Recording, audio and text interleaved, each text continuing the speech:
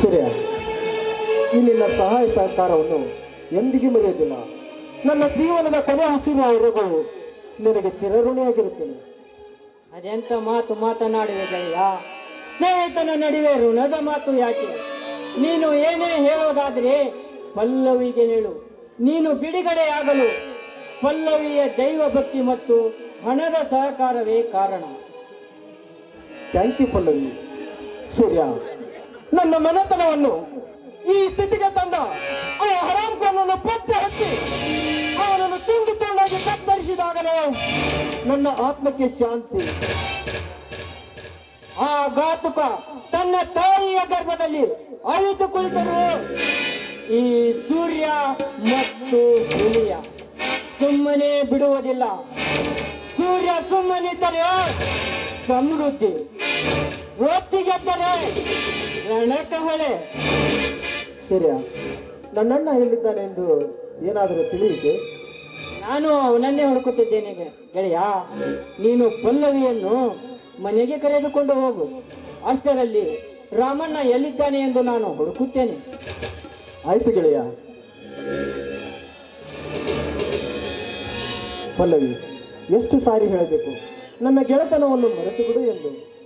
ಹುಲಿಯ, ಎಷ್ಟು ಸುಲಭವಾಗಿ ಹೇಳಿದೆ ಮರೆತು ಬಿಡು ಅಂತ. ಈ ದೇಹದ ಉಸಿರು ನೀನು, ಈ ದೇಹದ ರಕ್ತ ಕನಕನದಲ್ಲೂ ನಿನ್ನ ನಾಮದ ಜಪ ಮಾಡ್ತಿರ್ಬೇಕಾದ್ರೆ ಮರೆಯಲು ಹೇಗೆ ಸಾಧ್ಯ? ಪಲ್ಲವಿ, ನಾನು ಸ್ವಾತಂತ್ರ್ಯ ಹೋರಾಟಗಾರನ ಮನೆತನದಲ್ಲಿ ಹುಟ್ಟಿದ ವೀರಪುರುಷ. ನಾನು ಕೂಡ ನನ್ನ ತಂದೆಯ ಹಾಗೆ ಈ ಸಮಾಜಕ್ಕೆ, ಈ ಊರಿಗಾಗಿ ಮುಡಿಪಾಗಿಟ್ಟಿದ್ದೇನೆ ನನ್ನ ಜೀವನವನ್ನು. ಹುಲಿಯ, ನಮ್ಮಿಬ್ಬರ ಪ್ರೀತಿ ಇಂದು ನಿನ್ನೆ ಇದಲ್ಲ. ಚಿಕ್ಕಂದಿನಿಂದಲೂ ಮೊಳಕೆ ಬಡಿದು ಬೆಳೆದು ಹೆಮ್ಮರವಾಗಿದೆ ಅಂದಾಗ ಮರೆತು ಬಿಡು ಅಂದ್ರೆ ಅದು ಹೇಗೆ ಸಾಧ್ಯ? ನಾನು ಬದುಕಿದ್ರು ನಿನ್ನ ಜೊತೆ, ಸತ್ರು ನಿನ್ನ ಜೊತೆನೇ ಸಾಯಿದೆ.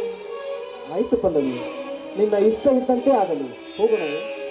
ಹಾ, ಹೋಗುವುದಕ್ಕಿಂತ ಮುನ್ನ ನನಗೊಂದು ಪ್ರೇಮದ ಕಾಣಿಕೆಯನ್ನು ಕೊಡ್ತೀನಿ ಅಂತ ಹೇಳಿದ್ರಲ್ಲ, ಅದನ್ನ ಕೊಡುವುದಿಲ್ವೇ? ಖಂಡಿತವಾಗಿ ಕೊಡುತ್ತೇನೆ ಪಲ್ಲವಿ, ಖಂಡಿತವಾಗಿ ಕೊಡುತ್ತೇನೆ.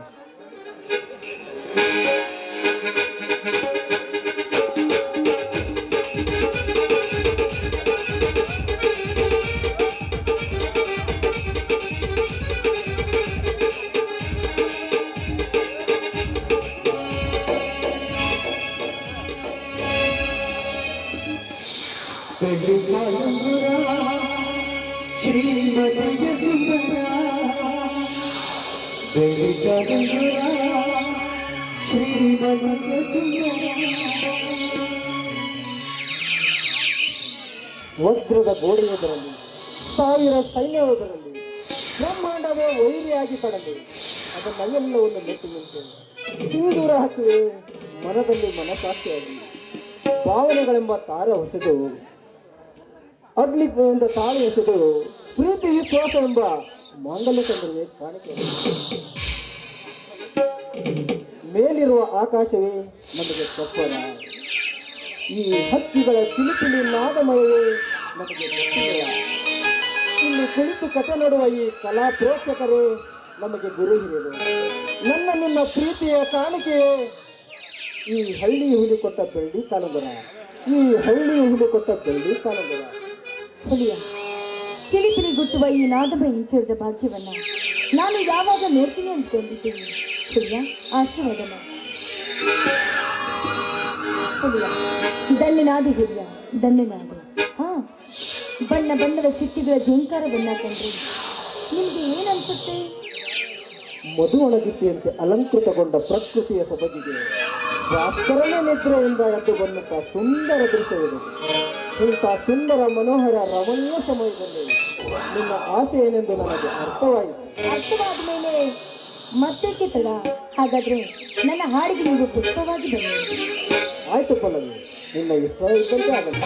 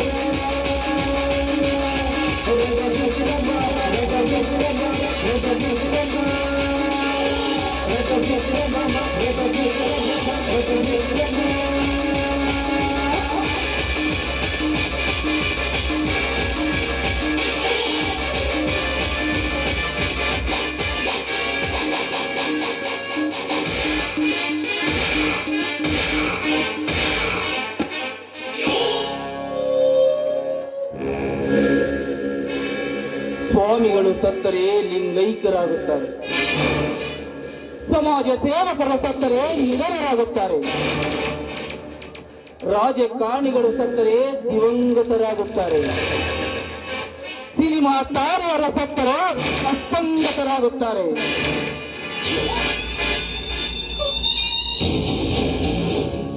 ನಮ್ಮಂತ ಶ್ರೀಮಂತರು ಸತ್ತರೆ ವಿಧಿವಶರಾಗುತ್ತಾರೆ.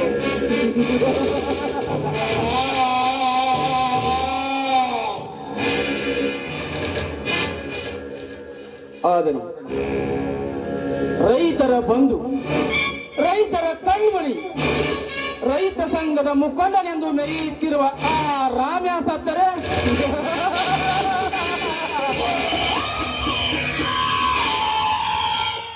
ಬೀದಿ ಹೆಣವಾಗುತ್ತಾನೆ.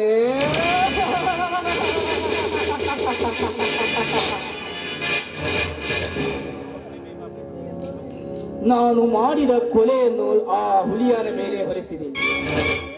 ಹುಲಿಯ, ಇಂದು ನೀನು ಜೈಲಿನಿಂದ ಹೊರಬಂದೆನೆಂದು ಸೊಕ್ಕಿನಿಂದ ಮೆರೆದರೆ ಹೊತ್ತು ನೋಡಿ ನಿನ್ನ ಕತ್ತು ಕತ್ತರಿಸುತ್ತೇನೆ ಮಗನೇ. ಹೇಗಿದೆ ಈ ವಜ್ರಕಾಂತರದ ವೈಭವದ ದರ್ಬಾರ? ಈ ನನ್ನ ದರ್ಬಾರದ ದಬ್ಬಾಳಿಕೆಯಲ್ಲಿ ಬೆಂದು ಗಂಡಾಗಿ ನನ್ನ ಕೈರಕಸ ಮಾಡಿಕೊಳ್ಳದೆ ಹೋದರೆ ಮೇರಾ ನಾಮ್ ವಜ್ರಕಾಂತನೇ ನಹಿ.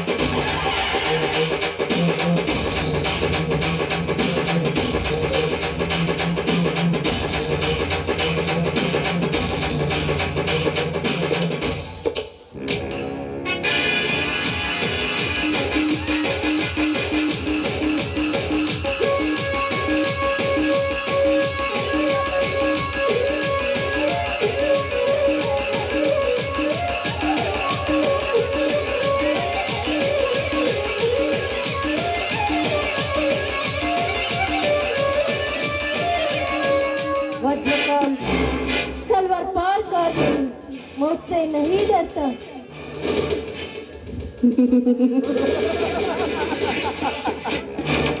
मोनिका, दिल दिया तो दिलदार, दिल नहीं दिया तो खतरनाक खलनायक वज्रकांत.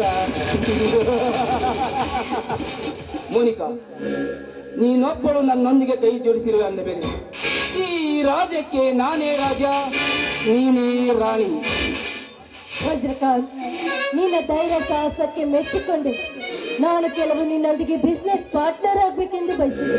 ಆದ್ರೆ ಈ ನಿನ್ನ ಸುಂದರವಾದ ದೇಹವನ್ನು ಕಂಡು ಲೈಫ್ ಪಾರ್ಟ್ನರ್ ಆಗ್ಬೇಕೆಂದು ಬಯಸ್ತಾ ಇದ್ದೇನೆ.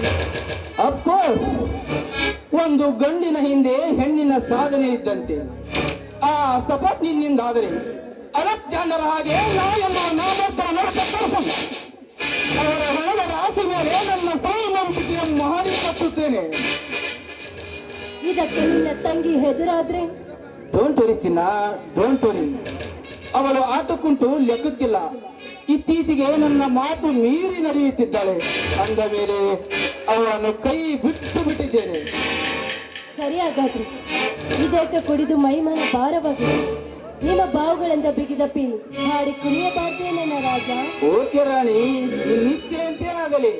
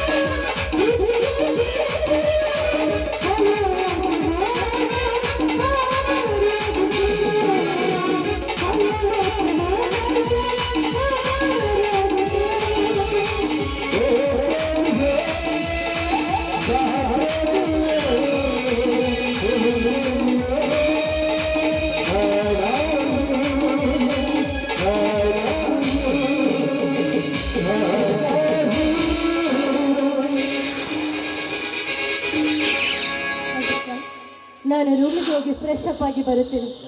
ನಿಮ್ಮ ದಾರಿಯನ್ನು ಕಾಯ್ತಾ ಇರ್ತೀನಿ, ಬೇಗ ಬಂದು ಬಿಡಿ. ಓಕೆ ರಾಣಿ, ಆಯ್ತು. ಹಲೋ ಹಲೋ ಹಲೋ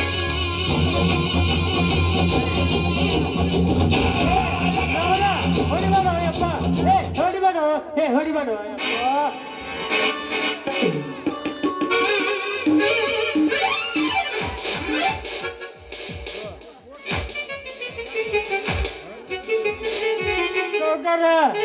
ಸತ್ಯೋಯಪ್ಪ, ನಾ ಸತ್ಯೋಯಪ್ಪ, ಸತ್ಯ. ನಂದು ಮುಂದೆ ಹಸಿ ಆಗತಿ, ಹಿಂದೆ ಸೊರಾಕತೈತಿಯಪ್ಪ, ಸೊರಾಕತೈತಿ. ಏ ಮಗನ, ಯಾಕ್ಲೆ ಬಾಯಿಗೆ ಬಂದಂತ ಬೊಗಳಾಕತ್ತಿ ಮಗನ? ಯಾಕೆ, ಏನಾಯ್ತು? ಏ ಮಂಗ್ಯನ ಮಗನ, ಸುಮಾರು ಸುಳೆ ಮಗನ, ಹಲ್ಕಾನನ ಮಗನ. ಏ ಯಾರಲೇ? ಮತ್ಯಾರೀ? ಅವನ ರಾಮಣ್ಣ. ರಾಮಣ್ಣ ನಿಮಗ ಅಂದ ಹಂಗ?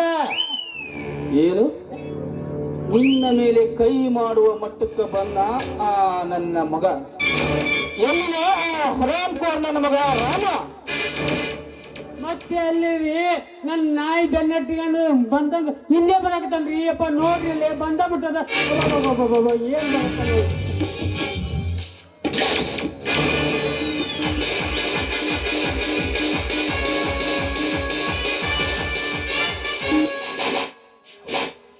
ಲೇ ಬಜ್ಜಟ ಅಂತ ಮಾಡುವುದೆಲ್ಲ ಮಾಡಿಬಿಟ್ಟು ಏನು ಅರಿಯದವರಂತೆ ಇಲ್ಲಿ ಬಂದು ನಿಂತಿರುವೇನೋ ಬಡ್ಡಿ ಮಗನೇ. ಓ ರಾಮಣ್ಣ,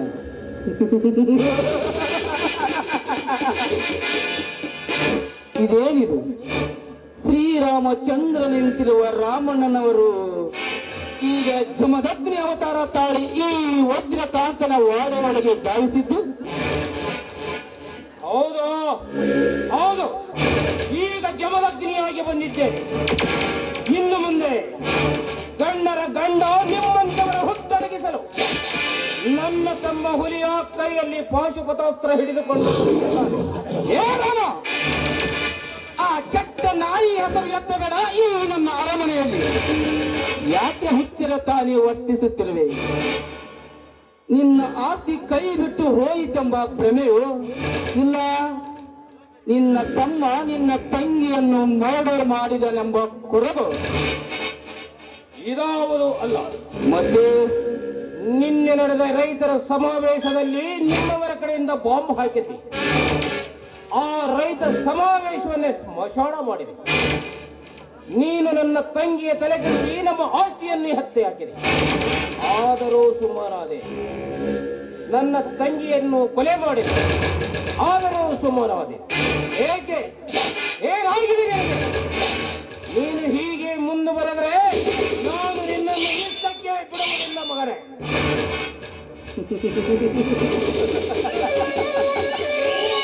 ಹೇ ರಾಮ, ಅದು ಕೇವಲ ಶಾಂಪಲ್. ಇನ್ನು ಮುಂದೆ ಇದೆ ನಿನಗೆ ಬಂಪರ್ ಆಫರ್. ಲೇ ವಜ್ರಕಾಂತ, ರೈತನು ಪಡೆದ ಅನ್ನವನ್ನುಂಡ ಅವನಿಗೆ ಅನ್ಯಾಯ ಮಾಡಿದರೆ ಮುಂದೊಂದು ದಿನ ಕೂಳು ಇಲ್ಲದೆ ಸತ್ತು ಹೋಗುವ ಮಗನೇ. ನಾನು ನನ್ನ ಹೋರಾಟವನ್ನು ಇಷ್ಟಕ್ಕೆ ನಿಲ್ಲಿಸುವುದಿಲ್ಲ. ಇಡೀ ಕರ್ನಾಟಕದ ನಮ್ಮ ರೈತ ಸಂಘಟನೆಯನ್ನು ಕಟ್ಟಿ ನಿನ್ನ ಗೌರವಕ್ಕೆ ಒಂದು ತಕ್ಕ ಪಾಠ ಕಲಿಸುತ್ತೇನೆ. ನನಗೆ ತಕ್ಕ ಪಾಠ ಕಲಿಸುತ್ತೀಯ? ಹೇ ರಾಮ, ನಾಡಿನ ಖ್ಯಾತ ವ್ಯಕ್ತಿಗಳು, ಮಠಾಧೀಶರು, ಸನ್ಯಾಸಿಗಳು, ಧಾರ್ಮಿಕ ಮುಖಂಡರು, ಸಿನಿಮಾ ನಟ ನಟಿಯರು, ಪತ್ರಕರ್ತರು, ರಾಜಕಾರಣಿಗಳು ಇವರೆಲ್ಲರೂ ನನ್ನ ಕೈವಶದಲ್ಲಿರುವಾಗ ನಿನ್ನಿಂದ ಏನು ಮಾಡಲು ಸಾಧ್ಯ? ಕಿತ್ತೂರಿನ ಹುಲಿಯಲ್ಲ. ಕಿತ್ತೂರಿನ ಹುಲಿಯ?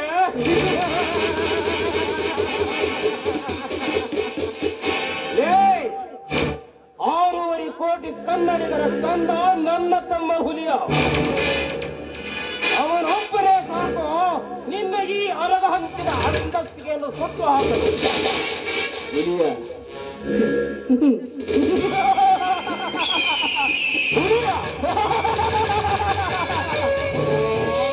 ಏ ರಾಮ, ನನ್ನ ಎದುರುಗಡೆ ನಿಲ್ಲುವುದಕ್ಕಿಂತ ಮುಂಚೆ ನಿನ್ನ ತಮ್ಮನ ಎದೆ ಗುಂಡಿಗೆ ಗಟ್ಟಿ ಇದೆಯಾ ಎಂದು ಬಿಟ್ಟು ನೋಡಿಕೊ ಅಂತ ಹೇಳ ಮಗನೇ. ನಿನ್ನ ತಂಗಿ ಹೇಗೆ ಸತ್ತಳೆಂದು ವಿಚಾರಿಸುತ್ತೀಯಲ್ಲ, ಅವಳನ್ನ ನಾನೇ ಕೊಂದಿದ್ದು. ಅವಳ ಬಗಲಲ್ಲಿದ್ದ ಕೂಸಿನ ಕುತ್ತಿಗೆ ಇಸಿಕಿ ನಿನ್ನ ತಂಗಿಯ ಕೊಲೆ ಮಾಡಿ ಆ ಕೊಲೆಯ ಅಪರಾಧವನ್ನು ನಿನ್ನ ತಮ್ಮನ ಮೇಲೆ ಹೊರಿಸಿ ನನ್ನ ದಾರಿ ಸುಗಮ ಮಾಡಿಕೊಂಡೆ. ಹೇಗಿದೆ ಈ ವಜ್ರಕಾಂತನ ಮರ್ಮ?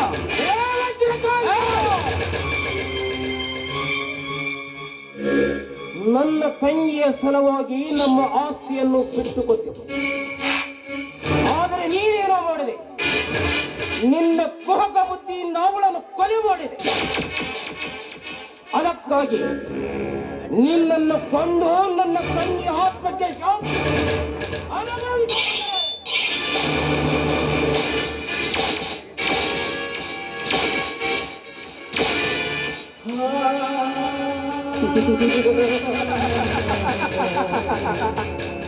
ಸ್ವೀಕರಿಸು ಮಗನೇ ಈ ಕೆರಳಿದ ಕಾಳಿಂಗ ಬೆಂಕಿಯ ಲತ್ತೆ ಪೆಟ್ಟದ್ದು.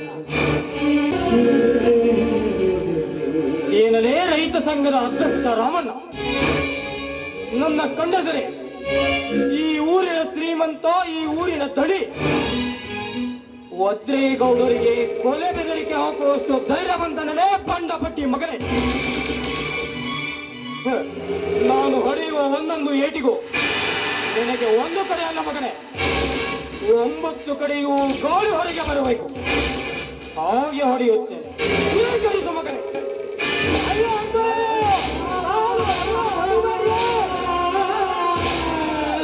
ಅಯ್ಯೋ ಹುಲಿಯ!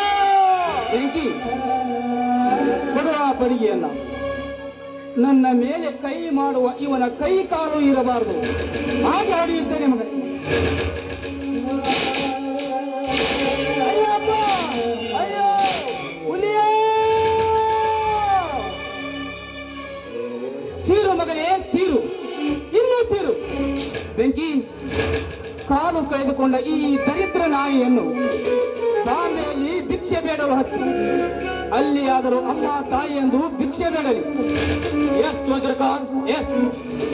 ಈ ನಾಯಿ ಇಲ್ಲೇ ಇದ್ದರೆ ರೈತ ಸಂಘ, ಆ ಸಂಘ, ಈ ಸಂಘ ಎಂದು ಮುಂದೆ ನಮಗೆ ಮುಳ್ಳಾಗುತ್ತಾನೆ. ಇವನಿಗೆ ಸರಿಯಾದ ಸ್ಥಳವೆಂದರೆ ಬಾಂಬೆಯಲ್ಲಿ ಭಿಕ್ಷಾಟನೆ.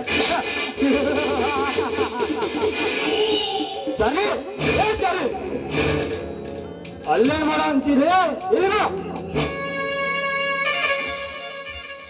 ಏನ್ರಿ ನೀವು ನೋಡಿದ್ರೆ ಕರ್ತಲ್ ಬರ್ತಲ್ ನೋಡ್ಕೊಂಡ ನಾ ಬಾಯಿ ತಕೊಂಡು ಬ್ಯಾಪಾಗಿ ನಿಂತಿದ್ದೀರಪ್ಪ.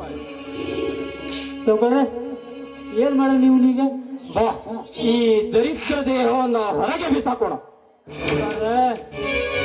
ಅಲ್ಲೇ ನನಗೆ ಹೊಡೆದಿದ್ದವ ಮಗ, ನಾ ಅಲ್ಲೇ ಹೊಡೆದ ಅವನು ಬರ್ಬೇಕಂದೆ. ಆದ್ರೆ ಇವತ್ತ ಶುಕ್ರವಾರ ಇತ್ತು, ಹೆಣ್ದೇವ್ರ ವಾರ, ನಾವು ಹೊಡೆಯಂಗಿಲ್ಲ. ಅದಕ್ಕಾಗಿ ಬಿಟ್ಟು ಬಂದ ನಾನು.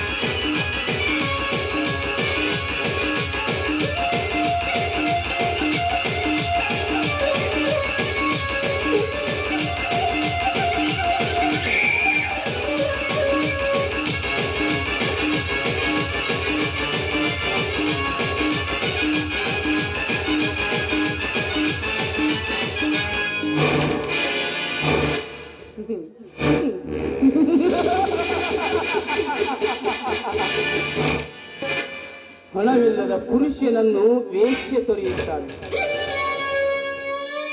ಸೋತ ರಾಜನನ್ನು ಪ್ರಜೆಗಳು ತೊರೆಯುತ್ತಾರೆ. ಹಣ್ಣು ಬಿಡದ ಮರವನ್ನು ಪಕ್ಷಿಗಳು ತೊರೆಯುವ ಹಾಗೆ ಯಾ ರಾಮ್ಯ, ನಿನ್ನ ಮತ್ತು ನಿನ್ನ ತಮ್ಮನ ಹುಲಿಯನನ್ನು ಈ ಸುಳ್ಳು ಜನರಿಂದಲೇ ತೊರೆಯುವ ಹಾಗೆ ಮಾಡಲಿದ್ದಾರೆ. ನನ್ನ ಹೆಸರು ಹುಟ್ಟೂರಿನ ಒಡೆಯ ಹೊತ್ತಿನ ಕಾಂತನೇ ಅಲ್ಲ.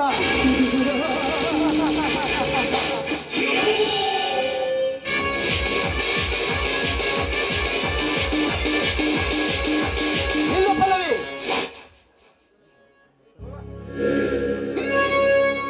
ಇಲ್ಲಿಯವರೆಗೆ ಎಲ್ಲಿಗೆ ಹೋಗಿದ್ದೆ? ನೋಡಿದ್ರೆ ಗೊತ್ತಾಗಿರ್ಬೇಕಲ್ಲ ನಾನು ಎಲ್ಲಿಗೆ ಹೋಗಿದ್ದೆ ಅಂತ.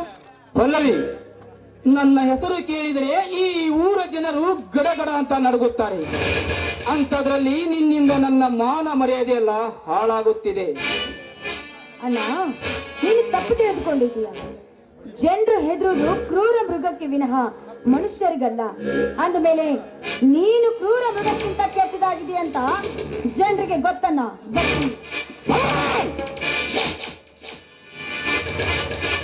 ತಂದೆ ತಾಯಿ ಇಲ್ಲದ ಅನಾಥರೆಂದು ಮುದ್ದಿನಿಂದ ಬೆಳೆಸಿದರೆ ನನ್ನ ವಿಚಾರಗಳಿಗೆ ವಿರೋಧವಾಗಿ ನಡೆದುಕೊಳ್ಳುತ್ತಿದೆಯಲ್ಲ, ನಿನಗೊಂದು ಗತಿ ಕಾಣಿಸದೆ ಬಿಡಲಾರೆ.